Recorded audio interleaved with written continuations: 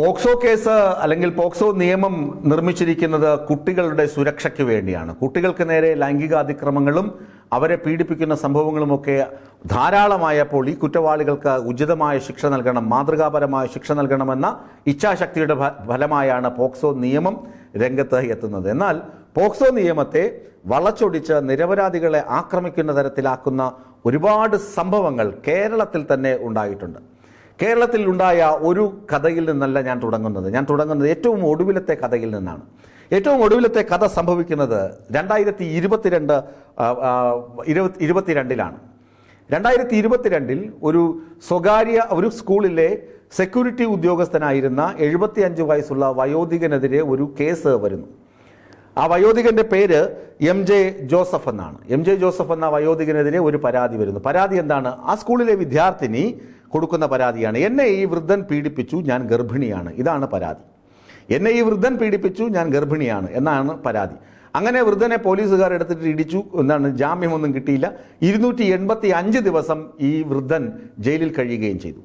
ആരായിരുന്നു ഈ വൃദ്ധൻ എന്ന് ചോദിച്ചാൽ, അച്ഛൻ ഉപേക്ഷിച്ചു പോയ ഈ പെൺകുട്ടിയും അമ്മയും സ്കൂളിന് സമീപത്താണ് താമസിച്ചിരുന്നത്. ഈ കുട്ടിയുടെ വീട്ടിലേക്ക് വല്ലപ്പോഴും എന്തെങ്കിലും സഹായം എന്തെങ്കിലും സാധനങ്ങൾ വാങ്ങിക്കൊടുക്കുകയോ അങ്ങനെയൊക്കെ ചെയ്തിരുന്ന ഒരാളായിരുന്നു ഈ സെക്യൂരിറ്റി ജീവനക്കാരൻ. ഈ വീട്ടുകാരോട് ഒരു മമതയുള്ള വൃദ്ധൻ.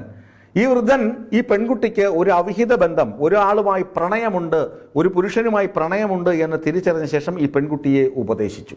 മോളെ, ഇത് നല്ലതല്ല, മോൾക്ക് ഇങ്ങനെയുള്ള സാഹചര്യങ്ങളുണ്ട്, മോൾ പഠിച്ച് മിടുക്കിയാകണം എന്നൊക്കെ പറഞ്ഞു. ഇതൊക്കെ ഈ വൃദ്ധൻ അറിയാം. ഈ യുവാവുമായി ഈ പെൺകുട്ടിക്കുള്ള ഇല്ലീഗൽ കണക്ഷൻ മുഴുവൻ ഈ വൃദ്ധൻ അറിയാം.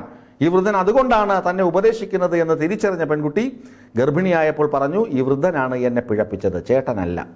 അങ്ങനെ ചേട്ടൻ പൊടിയും തട്ടിപ്പോയി. ഈ പെൺകുട്ടി അവതാളത്തിലായി. പെൺകുട്ടി വിചാരണ നടക്കുമ്പോൾ കോടതി മുറിയിൽ പൊട്ടിക്കരഞ്ഞിട്ട് പറഞ്ഞു, ആ പാപ്പൻ എന്നെ യാതൊന്നും ചെയ്തിട്ടില്ല, ഞാൻ എൻ്റെ ആൺ സുഹൃത്തിനെ രക്ഷിക്കാൻ വേണ്ടി നുണ പറഞ്ഞതാണ് എന്ന് പൊട്ടിക്കരഞ്ഞു. അവസാനം കോടതി പറഞ്ഞു കേസ് പുനരന്വേഷിക്കാൻ. അങ്ങനെ നോർത്ത് പോലീസ് കേസെടുത്ത് പുനരന്വേഷണം നടത്തിയപ്പോൾ വൃദ്ധൻ യാതൊന്നും ചെയ്തിട്ടില്ല. പെൺകുട്ടി ആ മൊഴിയിൽ ഉറച്ചു നിന്നു. തൻ്റെ പുരുഷ സുഹൃത്തിനെ, ആൺ സുഹൃത്തിനെ രക്ഷിക്കാൻ, തൻ്റെ ഗർഭത്തിന് ഉത്തരവാദിയായ റിയൽ പ്രതിയെ രക്ഷിക്കാൻ വേണ്ടി പറഞ്ഞു, വൃദ്ധനാണ് എന്നെ പീഡിപ്പിച്ചതെന്ന് പറഞ്ഞ് ഈ വൃദ്ധനെ ജയിലിലാക്കിയതാണ്. അതിൻ്റെ പശ്ചാത്താപം എനിക്കിപ്പോഴുമുണ്ടെന്ന് ആ പെൺകുട്ടി അതിജീവിത വിളിച്ചു പറഞ്ഞു. ഇതാണ് ഏറ്റവും പുതിയ കേസ്. 75 വയസ്സ് പ്രായമുള്ള ഒരു വൃദ്ധൻ ചെയ്യാത്ത തെറ്റിന് ഒരു പെൺകുട്ടിയെ പീഡിപ്പിച്ച് ഗർഭിണിയാക്കി എന്ന കുറ്റം ചാർത്തപ്പെട്ട് 285 ദിവസം വിചാരണ തടവുകാരനായി ജയിലിൽ കഴിയുക.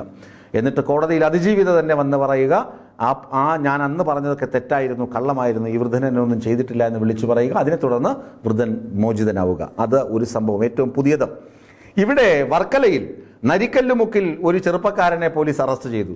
എന്തിനാണ്? സ്വന്തം മകളെ പീഡിപ്പിച്ചു എന്നായിരുന്നു കേസ്. അത് ഞാൻ റിപ്പോർട്ട് ചെയ്തിട്ടുണ്ട്. ആ യുവാവ് ഇപ്പോൾ ജാമ്യത്തിലിറങ്ങി.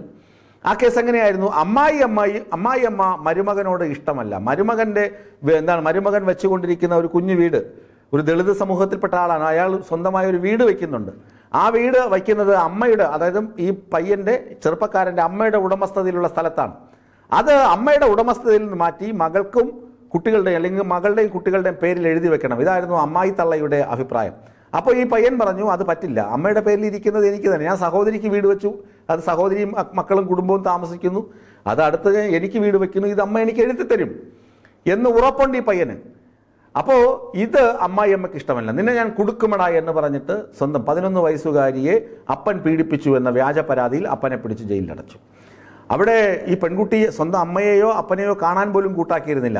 ഈ അപ്പൻ ഈ തെറ്റ് ചെയ്തിരുന്നുവെങ്കിൽ പെൺകുട്ടിയുടെ അമ്മ ഈ അപ്പനൊപ്പം നിൽക്കില്ലല്ലോ. പെൺകുട്ടിയുടെ അമ്മ വിലപിച്ചതൊക്കെ ഞാൻ നിങ്ങൾക്ക് മുന്നിൽ കാണിച്ചിരുന്നു. ഇത് സമീപകാലത്ത് നടന്ന രണ്ടാമത്തെ ഒരു കേസ്.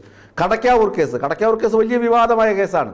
ഗൾഫിലിരിക്കുന്ന അപ്പൻ ആൺകുട്ടിയെ അമ്മ പീഡിപ്പിച്ചു എന്ന് പറഞ്ഞിട്ട് കേസ് കൊടുത്തത്. അവസാനം അത് തെളിഞ്ഞു, ആ അമ്മ നിരപരാധിയാണെന്ന് തെളിഞ്ഞു. ഇനി വേറൊരു രസകരമായ കേസ്, ബി ഉമാദത്തൻ സാറ്, അദ്ദേഹം ഫോറൻസിക് മെഡിസിൻ്റെ ഉസ്താദായിരുന്നു. അദ്ദേഹം എഴുതിയ ഒരു പുസ്തകത്തിൽ ഇങ്ങനെ ഒരു കഥയുണ്ട്. തിരുവനന്തപുരത്ത് നെടുമങ്ങാട്, അത് സ്ഥലവും ആളുകളുമൊക്കെ അദ്ദേഹം മാറ്റിയാണ് പറയുന്നത്. സംഭവം ഇങ്ങനെ തന്നെ ആയിരിക്കണം. തിരുവനന്തപുരത്ത് നെടുമങ്ങാട് ഉള്ള ഒരു പെട്ടിക്കട, വികലാംഗനായ ഒരാളാണ് ആ പെട്ടിക്കട നടത്തുന്നത്. അദ്ദേഹം അയൽവാസിയായ സ്ത്രീക്ക് കുറച്ച് കാശ് കടം കൊടുത്തിട്ടുണ്ട്. കാശ് തിരികെ ചോദിച്ചു. തിരികെ ചോദിച്ചു. കുറച്ച് പൈസ തിരികെ കിട്ടി, ബാക്കി തിരികെ കിട്ടാത്തത് ആൾക്കൂട്ടത്തിനിടയിൽ വെച്ച് ഈ സ്ത്രീയോട് ചോദിച്ചത് സ്ത്രീക്ക് ഇഷ്ടപ്പെട്ടില്ല. അങ്ങനെ വഴക്കായി അവർ തമ്മിൽ. ഉടനെ സ്ത്രീ എന്ത് ചെയ്തു? ഈ ചട്ടുകാലനെ ഒരു പണി പഠിപ്പിക്കണം, ഒരു പണി കൊടുക്കണമല്ലോ എന്ന് പറഞ്ഞ് നേരെ പോലീസ് സ്റ്റേഷനിൽ പോയി. എന്താണ്, മകളുടെ പെറ്റിക്കോട്ടും കൊണ്ടാണ് പോകുന്നത്. അതായത് മകളുടെ അടിവസ്ത്രവും കൊണ്ട് സ്റ്റേഷനിലെത്തി പറഞ്ഞു. അതിനകത്ത് ചോരത്തുള്ളിയൊക്കെ ഉണ്ട്, പെൺകുട്ടിയുടെ അടിവസ്ത്രത്തിൽ ചോരപ്പാടൊക്കെ ഉണ്ട്. പറഞ്ഞു, എൻ്റെ മകളെ ആ ചട്ടുകാലൻ പീഡിപ്പിച്ചു, ഇതാ ചോരപ്പാടുകൾ.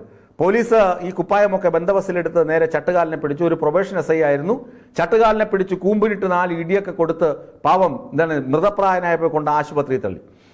ഇത് തന്നെ കേസിന്റെ നിജസ്ഥിതി അറിയാൻ ഫോറൻസിക് സംഘം വരണമല്ലോ. ഫോറൻസിക് സംഘം വന്നു. ആദ്യം ഈ പെൺകുട്ടിയോട് സംസാരിച്ചു. പെൺകുട്ടി ഈ മൊഴിയിൽ ഉറച്ചു നിൽക്കുന്നു. ഈ ചേട്ടൻ എന്നെ പീഡിപ്പിച്ചു, എന്നെ ലൈംഗികമായി ദുരുപയോഗം ചെയ്തു എന്ന പെൺകുട്ടിയുടെ നിലവിളി. പല ആവർത്തി ചോദിച്ചിട്ടും പെൺകുട്ടി മറ്റൊന്നും പറയുന്നില്ല. ഈ വൃദ്ധൻ പീഡിപ്പിച്ചു. വൃദ്ധനോട് സംസാരിച്ചു, ചട്ടുകാലിനോട് സംസാരിച്ചു. അതായത് ഈ കാല് വയ്യാത്ത ആളിനോട്, പ്രതിയെന്ന് ചേർക്കപ്പെട്ട് പിടിക്കപ്പെട്ടിരിക്കുന്ന വ്യക്തിയോട് ഫോറൻസിക്കുകാർ സംസാരിച്ചു.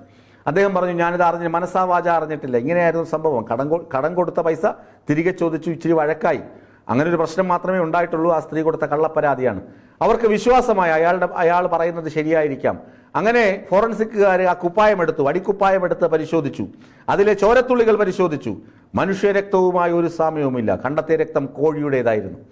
ആ വീട്ടിലെ ഒരു കോഴിയെ കൊന്ന് കോഴിയുടെ ചോര ആ പെൺകുട്ടിയുടെ അടിവസ്ത്രത്തിൽ തളിച്ച് ഈ അമ്മ കൊടുത്ത കള്ളക്കേസായിരുന്നു അതെന്ന് പിന്നീട് തെളിഞ്ഞു. ഞാൻ പറഞ്ഞത്, പോക്സോ കേസ് വളരെ ഈസിയാണ് ഒരാളെ കള്ളക്കേസിൽ കൊടുക്കാൻ. ആർക്കെതിരെ വേണമെങ്കിലും അങ്ങനെ കുട്ടികളെ പീഡിപ്പിച്ചു എന്ന് പറഞ്ഞ ഒരു കള്ളക്കേസ് കൊടുക്കാൻ ആർക്കും കഴിയും. പക്ഷേ നിരപരാധികളെയാണ് ഇങ്ങനെ കൊടുക്കുന്നത് എന്ന കാര്യം നിങ്ങൾ മറന്നു പോകരുത്. നിരപരാധികളെയാണ് കൊടുക്കുന്നത്.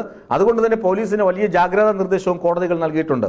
പോക്സോ കേസ് എടുക്കുമ്പോൾ വളരെ വേഗം പോക്സോ കേസ് എടുക്കണം. പരാതി ലഭിച്ചാൽ അന്നേരം എടുക്കണമെന്ന് പറയുന്നുണ്ട്. പക്ഷേ നിങ്ങളൊന്ന് തിരിച്ചും മറിച്ചും ആലോചിക്കണം. കൃത്യം നടന്നിട്ടുണ്ടോ, ഇതിനുള്ള സാഹചര്യമുണ്ടോ എന്നുകൂടി ആലോചിച്ച ശേഷം വേണം കേസുകൾ എടുക്കാനെന്ന പോലീസിന് നിർദ്ദേശവും നൽകിയിട്ടുണ്ട്. ഏതായാലും ഈ 75-കാരൻ അനുഭവിച്ച പീഡനങ്ങളുടെ കഥ അവസാനിക്കുകയാണ്. ആ പെൺകുട്ടി ഇപ്പോഴെങ്കിലും സത്യം പറയാൻ തയ്യാറായത് ആശ്വാസത്തോടെ നീതിന്യായ സമൂഹം കേൾക്കുകയും ചെയ്യുന്നുണ്ട്.